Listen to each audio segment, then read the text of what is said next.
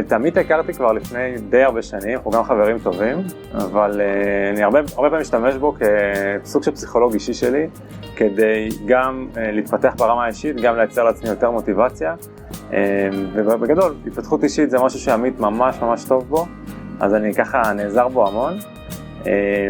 מי שעדיין מרגיש שהוא תקוע בחיים, לא מרגיש שיש לו מוטיבציה לעשות משהו, או שיש לו איזושהי תקיעות פנימית כי הוא חווה איזשהו משבר, עמית לגמרי הכתובת שלכם, לא, הוא שלי בכל אופן.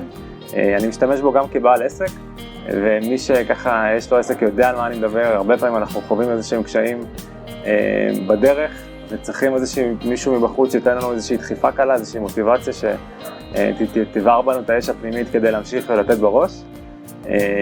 וזה מה שעמית יודע לעשות הכי טוב, אבל גם בחיים האישיים, בזוגיות ובכלל להשיג מטרות ויעדים שאני מציב לעצמי, קודם כל להגדיר את המטרות והיעדים, אבל גם להשיג אותם אחר כך. אז עמית לגמרי הכתובת שלי, מקווה שגם שלכם, אז אני ממליץ עליו ממש בחום, ויאללה, תנו בראש.